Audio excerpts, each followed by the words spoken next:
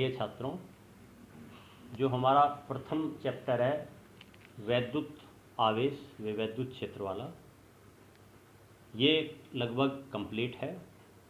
पिछले सारे लेक्चर्स में हमने इसमें वैद्युत क्षेत्र, वैद्युत द्विध्रुव आदि का अध्ययन किया है। मैं आपको फिर दोबारा निर्देशित करता हूँ कि जो भी वीडियो क्लिप आपके लिए बनाई जा रही हैं, आप उन्हें पूरी नहीं देख रहे हैं, अतः आप उन्हें पूरी देखें, बार बार देखें, फिर किताब बुक से उनका अध्ययन करें, पीडीएफ देखें और उसके पश्चात न्यूमेरिकल निकालें। इस प्रोसीजर को आप स्टार्ट रखें, तभी इस ऑनलाइन टीचिंग का बेनिफिट है, अदरवाइज आप इतना बेनिफिट नहीं उठा पाएंगे। चलिए, आज के लेक्चर में हम कुछ न्यूमेरिकल्स करेंगे और एक छोटा सा पोर्शन जो कि केवल जानकारी से संबंधित है, उसका सिलेबस से कोई लेना देना नहीं है, लेकिन आपको पता ज़रूर होना चाहिए। एक हम सबसे पहले अध्ययन करेंगे आवेश वितरण, सतत आवेश वितरण, कंटिन्यूअस चार्ज डिस्ट्रीब्यूशन। अभी तक हमने एकल आवेश, दो आवेश, तीन आवेश आदि का अध्ययन किया। अब हम इस प्रकार से करेंगे कि यदि कोई आवेश एक समान रूप से यदि वितरित हो तो उसे हम सतत आवेश वितरण, कंटिन्यूअस चार्ज डिस्ट्रीब्यूशन कहेंगे। इसमें सबसे पहला आता है रेखीय आवेश वितरण। देखिए, रेखीय आवेश वितरण का तात्पर्य यह है कि यदि कोई आवेश किसी रेखीय रेखा पर एक समान रूप से वितरित हो, रेखा जैसे कि तार हो सकता है, कोई भी पतला तार, यदि कोई आवेश इस प्रकार से किसी तार पर वितरित है तो इसे हम रेखीय आवेश वितरण कहेंगे। इसकी प्रति एकांक लंबाई पर उपस्थित आवेश को हम रेखीय आवेश घनत्व कहेंगे। तो एक नाम आएगा हमारे यहाँ पर रेखीय आवेश घनत्व, रेखीय आवेश घनत्व। तो रेखीय आवेश वितरण की अवस्था में प्रति एकांक लंबाई पर उपस्थित आवेश की मात्रा रेखीय आवेश घनत्व कहलाती है। इसे मैं फिर दोबारा रिपीट करता हूँ। रेखीय आवेश वितरण की अवस्था में प्रति एकांक लंबाई पर उपस्थित आवेश की मात्रा रेखीय आवेश घनत्व कहलाती है। इसे हम लैम्बडा से रिप्रेजेंट करेंगे। यदि डेल्टा एल लंबाई पर डेल्टा क्यू आवेश वितरित हो तो रेखीय आवेश घनत्व का मान डेल्टा क्यू बटे डेल्टा एल कूलम पर मीटर इसकी यूनिट हो जाएगी। इस प्रकार से ये रेखीय आवेश घनत्व। यहाँ पर आपको एक चीज़ और ध्यान रखनी चाहिए कि यदि पूरे रेखीय आवेश वितरण के कारण हमें वैद्युत क्षेत्र ज्ञात करना है, जैसे कि ये कोई तार है, इस पर आवेश एक समान रूप से वितरित है, तो इस पूरे रेखीय आवेश वितरण के कारण हम वैद्युत क्षेत्र कैसे प्राप्त करें, इसके लिए हम अध्यारोपण का सिद्धांत यूज करते हैं। इसको हम छोटे छोटे रेखीय अवयवों से मिलकर बना मान सकते हैं और किसी एक रेखीय अवयव के कारण वैद्युत क्षेत्र, रेखीय अवयव के कारण वैद्युत क्षेत्र निकालकर और फिर सभी रेखीय अवयवों के कारण वैद्युत क्षेत्र का हम सदिश योग कर देंगे। एक रेखीय अवयव के कारण वैद्युत क्षेत्र हमारे पास डेल्टा ई बराबर के, क्यू के स्थान पर हम यहां पर ले सकते हैं लैम्बडा इंटू डेल्टा एल। देखिए, एकांक लंबाई पर उपस्थित आवेश की मात्रा हम लैम्बडा रेखीय आवेश घनत्व कह रहे हैं, तो इसलिए यदि हमने कोई डेल्टा एल लंबाई का रेखीय अवयव लिया है तो उस पर उपस्थित आवेश की मात्रा हो जाएगी लैम्बडा इंटू डेल्टा एल। तो क्यू के स्थान पर यहाँ पर लैम्बडा इंटू डेल्टा एल आ जाएगा, K Q upon R square, unit vector R उस दिशा को प्रदर्शित करेगा जिस दिशा में वैद्युत क्षेत्र है। यदि हमें पूरे रेखीय आवेश वितरण के कारण वैद्युत क्षेत्र चाहिए, यदि हमें, यह तो किसी एक रेखीय अवयव के कारण हो गया, संपूर्ण रेखीय आवेश वितरण के कारण वैद्युत क्षेत्र चाहिए, संपूर्ण रेखीय आवेश वितरण के कारण वैद्युत क्षेत्र,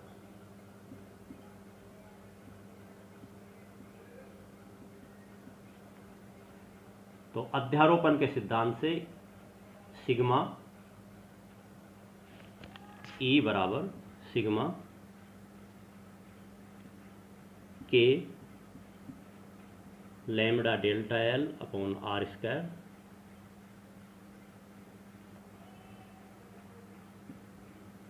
यूनिट वेक्टर आर।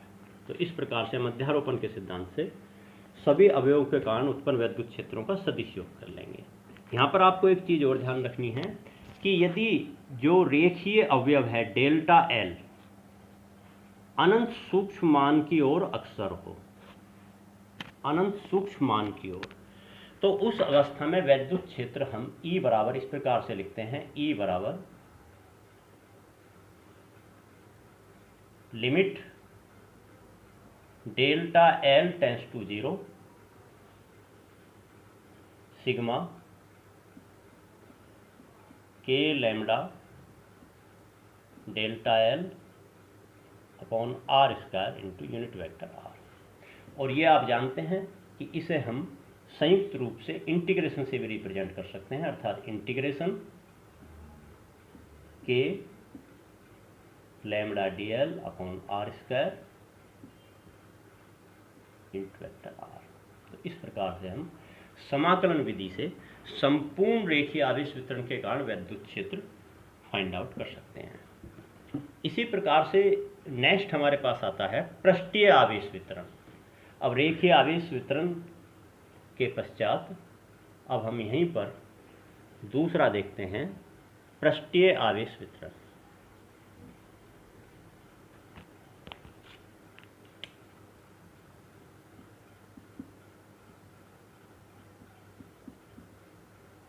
पृष्ठीय आवेश वितरण, सरफेस चार्ज डिस्ट्रीब्यूशन।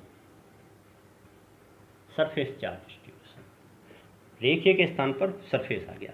यदि कोई भी चार्ज किसी सरफेस पर, सरफेस किसी भी प्रकार की हो सकती है, जैसे कोई गोलाकार सरफेस है, यदि कोई भी चार्ज किसी सरफेस पर एक समान रूप से वितरित हो तो आवेश का ये वितरण पृष्ठीय आवेश वितरण कहलाता है। और प्रति एकांक क्षेत्रफल पर उपस्थित आवेश की मात्रा को हम पृष्ठीय आवेश घनत्व कहेंगे। यहाँ पर एक नाम फिर, जैसे यहाँ पहले हमने देखा था रेखीय आवेश घनत्व, ऐसे ही यहाँ पर आएगा पृष्ठीय आवेश घनत्व, पृष्ठीय आवेश घनत्व। ठीक है, पृष्ठीय आवेश वितरण की अवस्था में प्रति एकांक क्षेत्रफल पर उपस्थित आवेश की मात्रा पृष्ठीय आवेश घनत्व कहलाती है। इसको हम सिग्मा से रिप्रेजेंट करते हैं। यदि डेल्टा क्यू आवेश डेल्टा ए क्षेत्रफल पर उपस्थित हो तो पृष्ठीय आवेश घनत्व का मान डेल्टा क्यू बटे डेल्टा ए हो जाएगा। यूनिट इसकी कूलम पर मीटर स्क्वायर हो जाएगी। यदि किसी हमें पृष्ठीय अवयव पर आवेश की मात्रा निकालनी है डेल्टा ए, तो आप समझ सकते हैं डेल्टा क्यू, तो सिग्मा बराबर डेल्टा क्यू बराबर सिग्मा इंटू डेल्टा ए। और यदि हमें किसी पृष्ठीय आवेश अवयव के कारण वैद्युत क्षेत्र निकालना है, तो जैसे कि अभी हमने पहले रेखीय आवेश वितरण के कारण निकाला था डेल्टा ई बराबर के, और क्यू के स्थान पर हमारे पास आ जाएगा सिग्मा इंटू डेल्टा ए। उस पृष्ठीय अवयव पर उपस्थित आवेश की मात्रा sigma into delta A upon R square unit vector R. ठीक है, यदि हमें संपूर्ण पृष्ठीय आवेश वितरण के कारण, यदि हमें संपूर्ण पृष्ठीय आवेश वितरण के कारण वैद्युत क्षेत्र चाहिए, पृष्ठीय आवेश वितरण के कारण वैद्युत क्षेत्र, तो हम अध्यारोपण के सिद्धांत से अलग अलग पृष्ठीय अवयवों से उत्पन्न वैद्युत क्षेत्र निकालकर उनका योग कर देंगे, अर्थात बराबर सिग्मा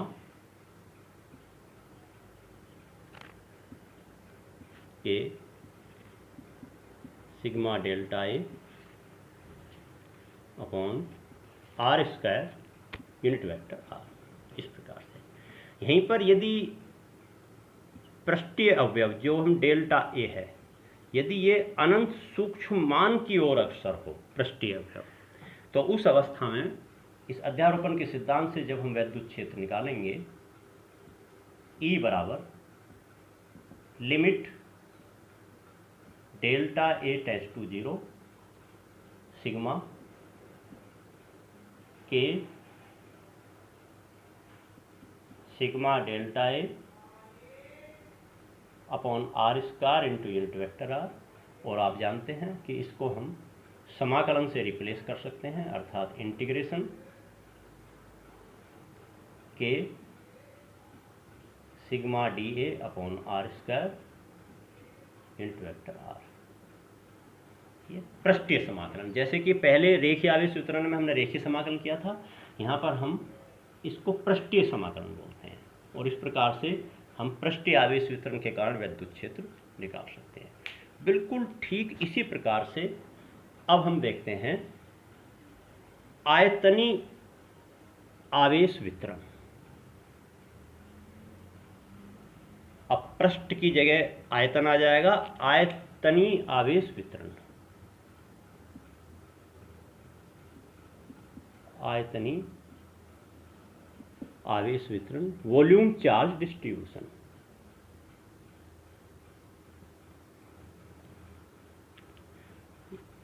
यदि संपूर्ण आवेश किसी वस्तु के आयतन में एक समान रूप से वितरित हो, वस्तु का आकार कुछ भी हो सकता है, यदि कोई आवेश किसी वस्तु के संपूर्ण आयतन में एक समान रूप से वितरित हो, तो इसको हम आयतनीय आवेश वितरण कहते हैं।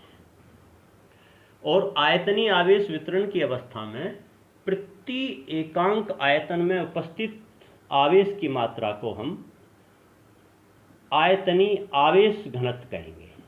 जैसे हमने पृष्ठीय आवेश घनत्व, रेखीय आवेश घनत्व पढ़ा, यहाँ पर हम आयतनीय आवेश घनत्व,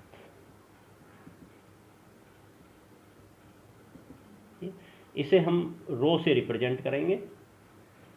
आयतनीय आवेश वितरण की अवस्था में प्रति एकांक आयतन में उपस्थित आवेश की मात्रा, अर्थात आयतनीय आवेश घनत्व बराबर डेल्टा क्यू बटे डेल्टा वी। यदि डेल्टा क्यू आवेश डेल्टा वी आयतन में उपस्थित है, तो प्रति एकांक आयतन में उपस्थित आवेश की मात्रा डेल्टा क्यू बटे डेल्टा वी, और इसकी यूनिट हो जाएगी कूलम पर मीटर क्यूब। यदि किसी आयतनीय आवेश में, यदि किसी आयतनीय आवेश घनत्व के कारण हमें वैद्युत क्षेत्र निकालना है, तो आयतनीय अवयव पर जो आवेश की मात्रा है वो बराबर हो जाएगी delta Q into rho into delta we. और इसके कारण वैद्युत क्षेत्र हम डेल्टा ई बराबर के क्यू के स्थान पर रो इंटू डेल्टा वी, उस आयतनीय अवयव पर कितना आवेश है, अपॉन आर स्क्वायर। और यदि संपूर्ण आयतनीय आवेश वितरण के कारण वैद्युत क्षेत्र निकालना है हमें, संपूर्ण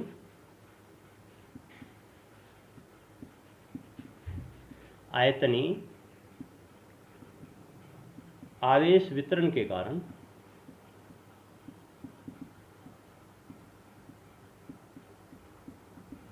यदि हमें वैद्युत क्षेत्र निकालना है, तो वही अध्यारोपण के सिद्धांत से हम वैद्युत क्षेत्र फाइंड आउट करेंगे। सिग्मा के rho delta V upon R square unit vector R,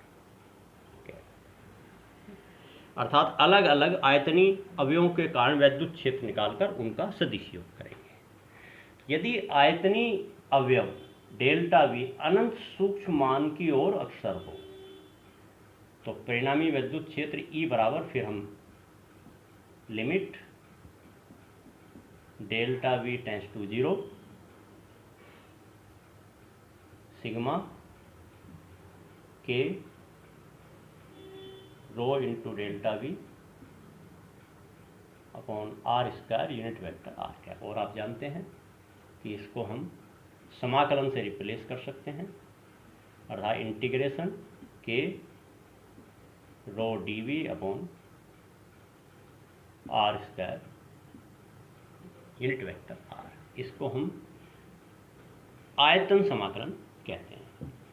तो इस प्रकार से यदि आवेश अलग अलग प्रकार से वितरित हो, रेखीय आवेश वितरण, पृष्ठीय आवेश वितरण या आयतनीय आवेश वितरण, तो हम उनके कारण 3 प्रकार के आवेश घनत्व परिभाषित करते हैं और संपूर्ण अवयव आवेश वितरण के कारण वैद्युत क्षेत्र अध्यारोपण के सिद्धांत से फाइंड आउट कर सकते हैं।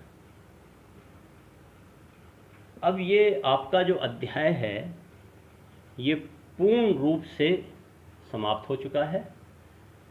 मैं फिर आपको सजेस्ट करता हूँ, बार बार सजेस्ट कर रहा हूँ कि आप जितनी भी वीडियो क्लिप इस लेक्चर की बनाई हैं, अब से पहले 7 लेक्चर हो चुके हैं, सभी को आप बार बार देखिए, समझिए उसको, और निश्चित रूप से आपके ये पूरा चैप्टर जो है समझ में आ जाएगा।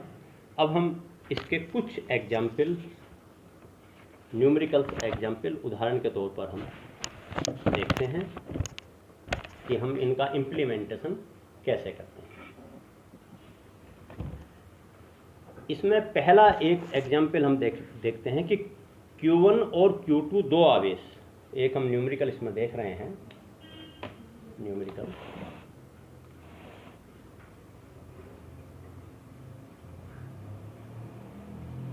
कि Q1 और Q2 दो आवेश जिनके परिमाण 10⁻⁸ कूलम तथा 10⁻⁸ कूलम है, अर्थात एक आवेश का परिमाण है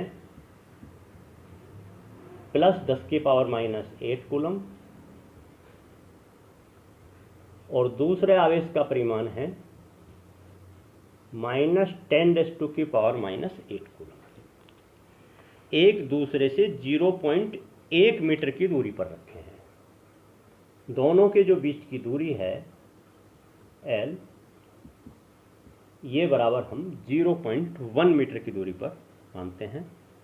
संलग्न चित्र में दर्शाए A, B तथा C पर वैद्युत क्षेत्र निकालिए। यहाँ पर मैं एक डायग्राम बना रहा हूँ, उसे आप सावधानीपूर्वक देखिए कि ये धनात्मक आवेश जिसे हम Q1 नाम दे रहे हैं,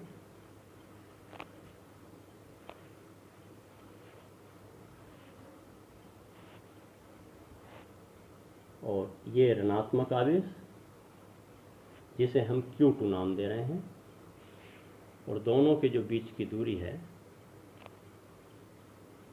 0.1 मीटर हमें दी हुई है। हमें चित्र में 3 बिंदु प्रदर्शित किए गए हैं जिन्हें मैं यहाँ पर दिखा रहा हूँ। एक लंबसंधि भाजक रेखा है,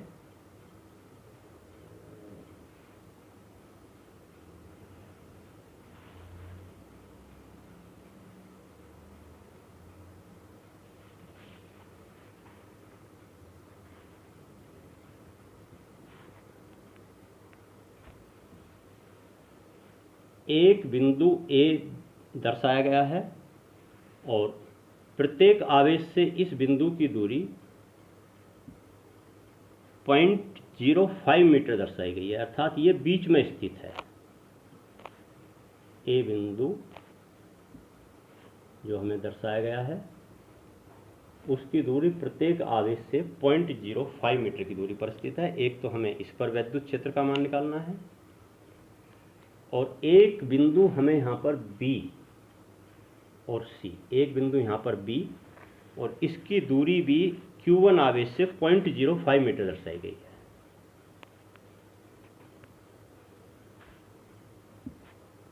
.05 मीटर Q1 आवेश से,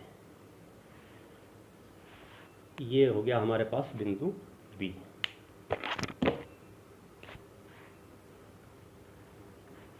और एक बिंदु C यहाँ पर हमें दिखाया गया है, और ये दूरी हमें प्रत्येक आवेश से 0.1 मीटर दर्शाई गई है।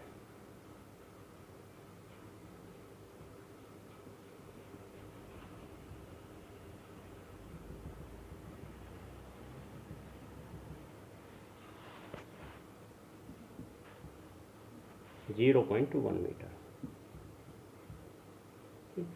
इन तीनों बिंदुओं पर हमें वैद्युत क्षेत्र का परिकलन करना है इन दोनों आवेशों के कारण। पहले हम बिंदु ए पर निकालते हैं।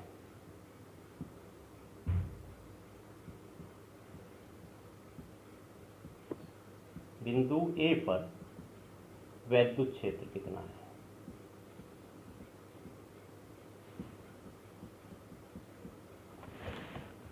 देखिए, बिंदु ए पर Q1 आवेश के कारण वैद्युत क्षेत्र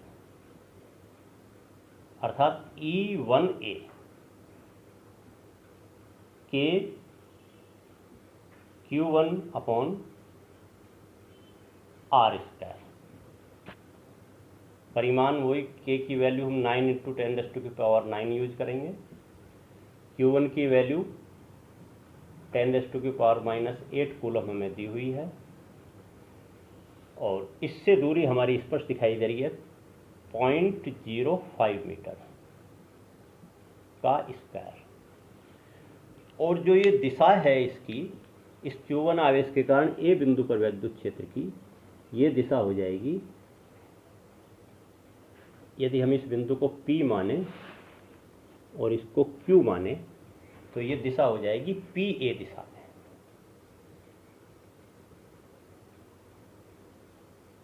PA दिशा में जब आप इसको कैलकुलेट करेंगे तो ये आएगा आपका 3.6 × 10⁻⁴ न्यूटन पर कूलम। 3.6 × 10⁻⁴ न्यूटन पर कूलम। ये हमारे पास वैद्युत क्षेत्र आया Q1 के कारण बिंदु ए पर। इसी प्रकार से Q2 के कारण ये हमारे पास आया Q1 के कारण, और Q2 के कारण ए बिंदु पर वैद्युत क्षेत्र,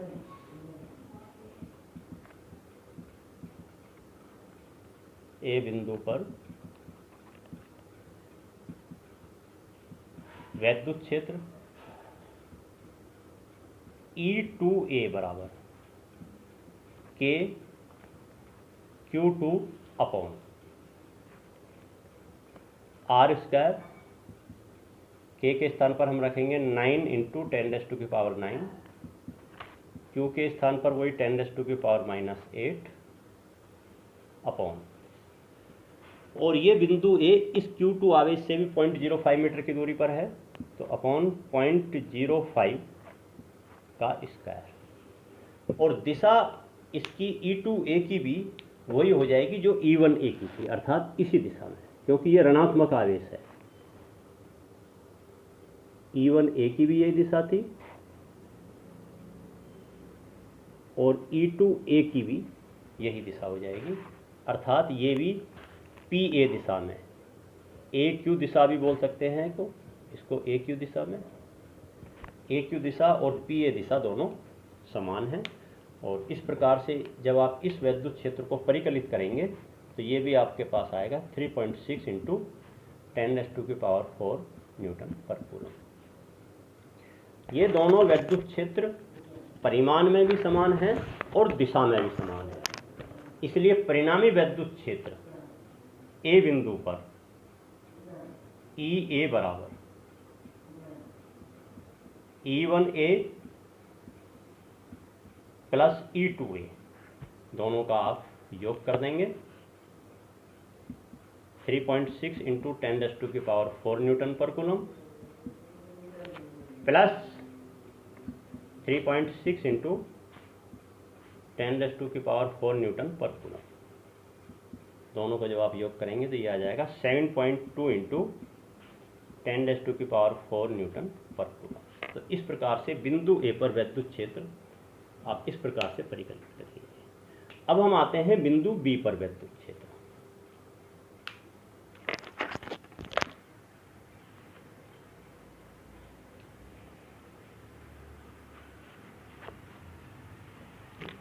दूसरा पॉइंट हम देखते हैं बिंदु बी पर वैद्युत क्षेत्र।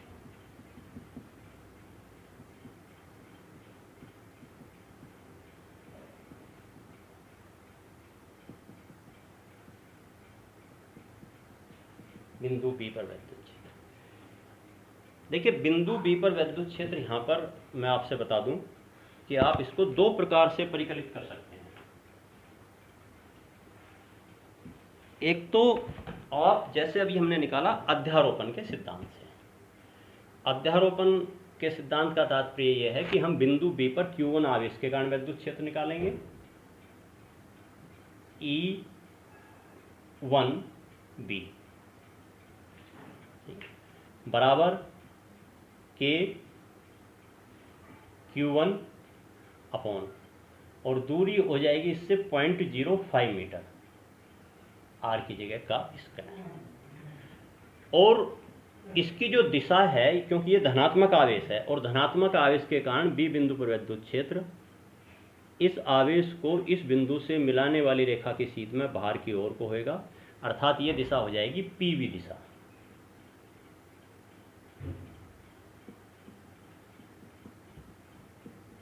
पीवी दिशा में वैल्यूज ऑफ जब रखेंगे तो 9 × 10⁻⁹ Q1 की वैल्यू 10⁻⁻8 कूलम अपॉन 0.05 का स्क्वायर न्यूटन पर कूलम। इसको आप कैलकुलेट कर लेंगे और ये अब हमारे पास आ जाएगा 3.6 × 10⁻⁴ न्यूटन पर कूलम। दिशा इसकी पीवी दिशा में, जैसे कि यहाँ पर दिखाया है। अब हम बिंदु बी पर वैद्युत क्षेत्र निकालते हैं Q2 आवेश के कारण।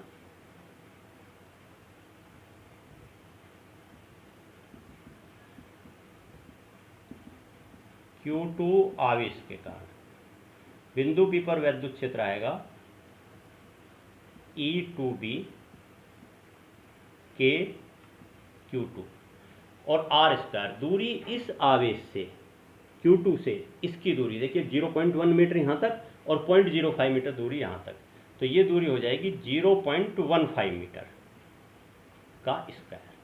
और जो इसकी दिशा आएगी वो आपके पास आएगी, क्योंकि ये ऋणात्मक आवेश है Q2, तो इसके कारण उत्पन्न वैद्युत क्षेत्र इस आवेश की ओर दिष्ट होगा, अर्थात E1B बाहर की ओर को दिष्ट था और E2B अंदर की ओर को दिष्ट होगा। जब आप इसको कैलकुलेट करेंगे, यहाँ पर 9 × 10⁻⁹ रखकर, ये 10⁻⁻8 कूलम है ही, अपॉन 0.15 का स्क्वायर न्यूटन पर कूलम, और ये आपके पास आ गया 0.4 × 10⁻⁴ न्यूटन पर कूलम। आप स्पष्ट देख रहे हैं कि दोनों वैद्युत क्षेत्रों के आपने परिमाण कैलकुलेट करे हैं और दोनों वैद्युत क्षेत्र दिशा में विपरीत हैं। इसलिए परिणामी वैद्युत क्षेत्र बी बिंदु पर जो परिणामी वैद्युत क्षेत्र आएगा E-B जिसे हम कह सकते हैं, वो इन दोनों वैद्युत क्षेत्रों के अंतर के बराबर होगा, E1B माइनस E2B। दोनों की आप वैल्यूज जब आप रखेंगे इसमें, तो आप ये वैल्यू रखकर 3.6 और ये वैल्यू रखकर दोनों का आप अंतर निकालेंगे। वैल्यूज मैं आपके साथ छोड़ रहा हूँ, क्योंकि ये दोनों वैल्यूज आपको स्पष्ट दिखाई दी है, 3.6 × 10⁻⁴ और 0.4 × 10⁻⁴। यहाँ पर आप इन वैल्यूज को जब रखेंगे तो आपके पास रिजल्ट आ जाएगा 3.2 × 10⁻⁴ न्यूटन पर कूलम। एक तो आपके पास तरीका ये अध्यारोपण के सिद्धांत से था, इससे निकाल के मैंने इसलिए दिखाया है कि यदि आपसे अध्यारोपण के सिद्धांत से पूछा जाएगा तो आपको इसको कैलकुलेट अध्यारोपण के सिद्धांत से ही करना है। लेकिन केवल आपसे यदि बी बिंदु पर वैद्युत क्षेत्र ही कैलकुलेट करने के लिए कहा गया है, तो देखिए यहाँ पर अभी हमने वैद्युत द्विध्रुव पढ़ा है, और यदि आप ध्यान से देखें तो ये वैद्युत द्विध्रुव की अक्ष पर स्थित बिंदु है। तो आप सीधा वैद्युत द्विध्रुव की अक्ष पर स्थित वैद्युत क्षेत्र का फॉर्मूला यहाँ पर आप लगा सकते थे, EB बराबर K twice KPR upon R square minus L square का होल स्क्वायर। और दिशा इसकी वैद्युत द्विध्रुव की अर्थात ऋणात्मक से धनात्मक की ओर, अर्थात जो दिशा अभी हमने निकाली थी E1B की ओर, वही दिशा आएगी, अर्थात दिशा इसकी हो जाएगी QP दिशा में।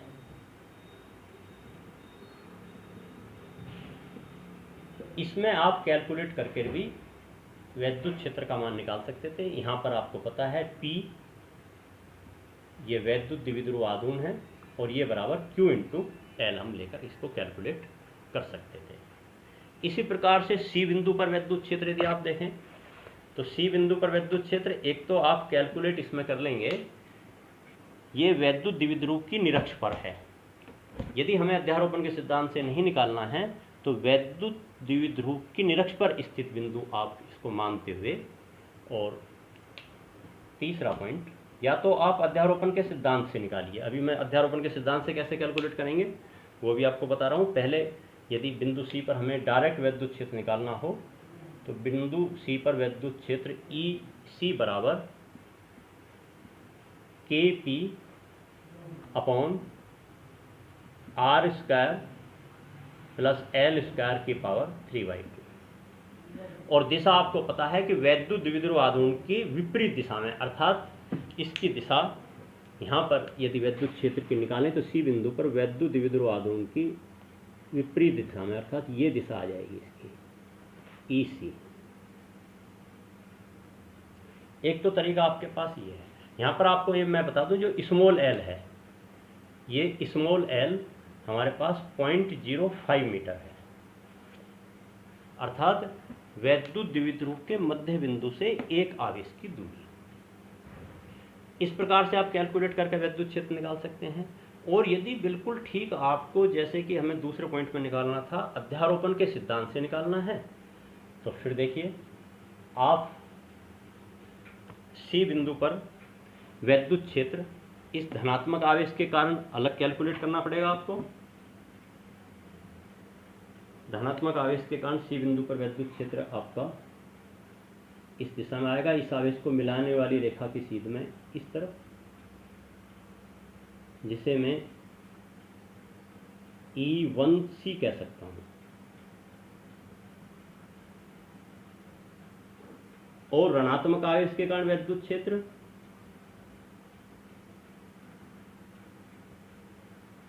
इस दिशा में आएगा,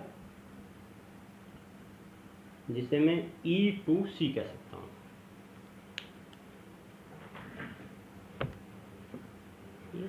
और ये जो कोण आपका है यहाँ पर, ये एंगल, ये यहाँ पर 60 डिग्री का, ध्यान से देखिए, ये एक समबाहु त्रिभुज बन रहा है। ये भुजा 0.1 मीटर, ये भुजा 0.1 मीटर, ये भुजा 0.1 मीटर। तो ये जो एंगल हैं ये हमारे पास 60 डिग्री और ये भी 60 डिग्री। E1C और E2C दोनों परिमाण में समान है, ये भी हमें दिखाई दे रहा है। तो यहाँ पर हम इन दोनों के जो वैद्युत क्षेत्र हैं परिमाण में समान है, तो E1C बराबर E2C, दिशाएं चित्र के अनुसार प्रदर्शित हैं, और इसलिए इन दोनों के परिमाण तो हो जाएंगे हमारे पास K, क्योंकि Q1 और Q2 दोनों आवेशों के परिमाण भी समान हैं, केवल विजातीय आवेश हैं, तो KQ upon R square 9 into 10⁻⁹ into 10⁻⁻8 on 0.1 का स्क्वायर। ठीक है, तो इस प्रकार से ये हमारे पास, जब आप इसको कैलकुलेट करेंगे तो ये आ जाएगा 9 इंटू 10⁻³ न्यूटन पर कूलम। तो प्रत्येक वैद्युत क्षेत्र का जो परिमाण है वो हमारे पास आ गया 3 इंटू 10⁻³ न्यूटन पर कूलम, और दिशा चित्र में दिखाए अनुसार है। अब हमारे पास दो तरीके हैं, या तो इनके घटक निकालकर आप वैद्युत क्षेत्र निकाल लो। घटक निकालकर यदि हम इसके इन दोनों के घटक निकालेंगे इनके लंबवत इस प्रकार से, ठीक है, अर्थात समद्वि जो जिस रेखा पर दिखाया है उसके हम समांतर निकालेंगे। तो ये दोनों घटक परिमाण में समान और दिशा में विपरीत होने के कारण एक दूसरे को निश्चित कर देंगे, और जो घटक इस तरफ आएंगे आपके पास E1C cos 60 और E2C cos 60, वो परिणामी विद्युत क्षेत्र को प्रदर्शित करेंगे। इस प्रकार से ई सी बिंदु पर विद्युत क्षेत्र E1C cos 60 plus E2C cos 60 अर्थात बराबर ट्वाइस E1C cos 60 वैल्यूज रखकर cos 60 की वैल्यू और E1C और E2C दोनों परिमाण में समान है, हम ऊपर कैलकुलेट कर चुके हैं, इसलिए मैंने यहाँ पर E1C और E2C दोनों को परिमाण में समान मानते हुए यहाँ पर ट्वाइस E1C या ट्वाइस E2C जो भी आप रखना चाहें, और फिर आप जब इसको कैलकुलेट करेंगे तो इसके पश्चात यहाँ पर जो है परिणामी वैद्युत क्षेत्र आप यहाँ पर इसमें कैलकुलेट जो भी हमने ऊपर निकाला था वही यहाँ पर आ जाएगा। अब यहाँ पर आपको एक चीज़ ध्यान रखनी है कि आप इस प्रकार से परिणामी वैद्युत क्षेत्र निकाल रहे हैं तो भी आंसर हो जाएगा, और इस प्रकार से निकाल रहे हैं तो भी आंसर हो जाएगा। सही है, दोनों आंसरों को आप मैच कर लेना। अब इससे आगे हम एक छोटा सा एग्जाम्पल और लेते हैं, छोटा सा,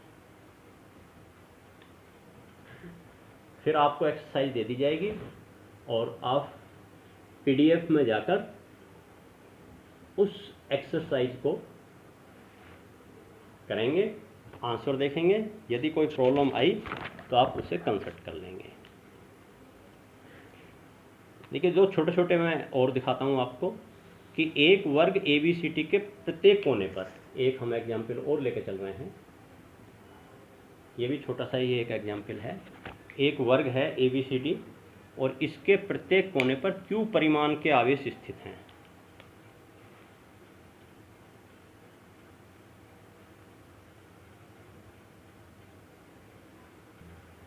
चलिए ये एक वर्ग है A B C D, इसके प्रत्येक कोने पर आवेश रखा है Q परिमाण का, अर्थात QA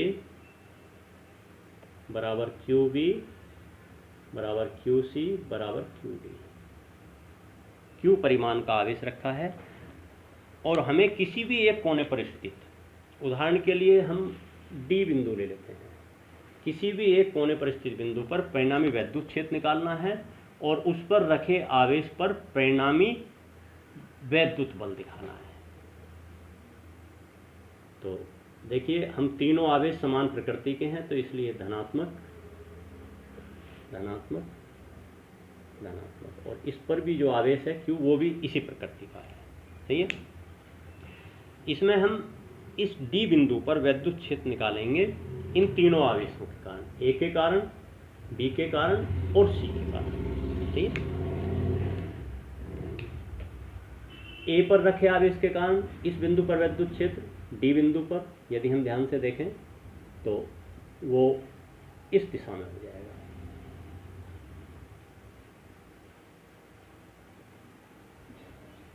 EA,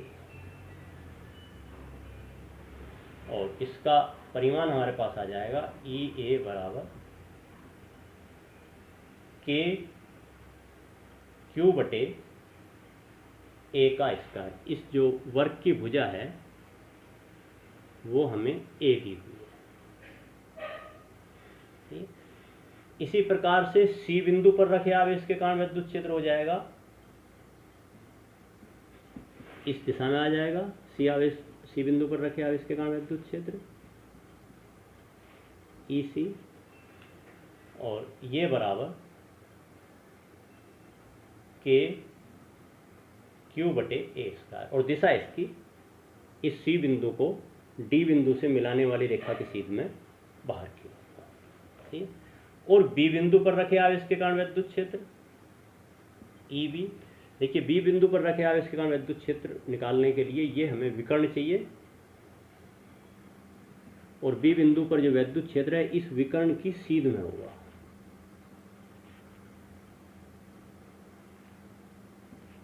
EB, और ये KQ, ये भुजा A है, ये भुजा A है, आप आसानी से कैलकुलेट कर सकते हैं। विकर्ण जो है √2 × A होगा, तो इसलिए √2 × A का स्क्वायर अर्थात बराबर के क्यू अपॉन 2a स्क्वायर। ठीक, ए बिंदु पर रखे आवेश के कारण विद्युत क्षेत्र इतना, सी बिंदु पर रखे आवेश के कारण इतना, और बी बिंदु पर रखे आवेश के कारण विद्युत क्षेत्र इतना। हमें परिणामी विद्युत क्षेत्र निकालना है ई बराबर। ठीक है, देखिए हमारे पास दो तरीके हैं। एक तरीका तो ये है कि यदि आप देखें तो ये एंगल 45 डिग्री और ये एंगल 45 डिग्री। ठीक है, यदि हम ई ए और ई बी के घटक निकालें, एक तो घटक निकालें हम ई बी दिशा में और एक घटक निकालें इस विकर्ण के लंबवत, अर्थात एक विकर्ण के अनुदिश और एक विकर्ण के लंबवत। तो जो विकर्ण के लंबवत घटक आएंगे ये ई सी साइन 45 डिग्री और ये इसका ई ए साइन 45 डिग्री। ये परिमाण में समान और दिशा में विपरीत होने के कारण एक दूसरे को निरस्त कर देंगे और केवल जो घटक विकर्ण के अनुदिश आएंगे ई ए कोस 45 और ई सी कोस 45 वो इस ई बी में जुड़ जाएंगे। इसलिए सी बिंदु पर जो परिणामी वैद्युत क्षेत्र है ई बी प्लस ई ए कोस 45 प्लस ई सी कोस 45। आप इन दोनों की वैल्यूज ऊपर रखेंगे। कोस 45 की वैल्यू आपको पता है 1/√2 होती है।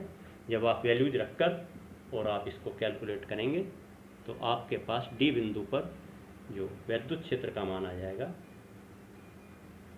के क्यू अपॉन ए स्क्वायर 1/2 प्लस √2। ये वैद्युत क्षेत्र इस पर आ जाएगा। और डी बिंदु पर रखे आवेश पर इसलिए वैद्युत बल, ये डी बिंदु पर वैद्युत क्षेत्र आ गया और डी बिंदु पर रखे आवेश पर वैद्युत बल एफ टी बराबर Q into E D. D बिंदु पर वैद्युत क्षेत्र और डी बिंदु पर रखे आवेश दोनों को मल्टीप्लाई, अर्थात बराबर के क्यू स्क्वायर अपॉन ए स्क्वायर 1/2 प्लस √2। इस प्रकार से आप वैद्युत क्षेत्र और वैद्युत बल अध्यारोपण के सिद्धांत से कैलकुलेट कर लेंगे। इस प्रकार से आप एक्सरसाइज सोल्व करेंगे। यदि कोई उसमें प्रॉब्लम आती है तो आप कंसल्ट कर लेंगे। फिर मैं आपको दोबारा निर्देशित कर रहा हूं कि आप जो भी वीडियो क्लिप आपके पास प्रेषित की जा रही है उसे आप पूरा देखिए, बार बार देखिए और फिर किताब का सहारा लीजिए, उसे कॉपी पर कर देखिए, तभी आप उससे पूर्ण रूप से लाभान्वित हो पाएंगे। धन्यवाद।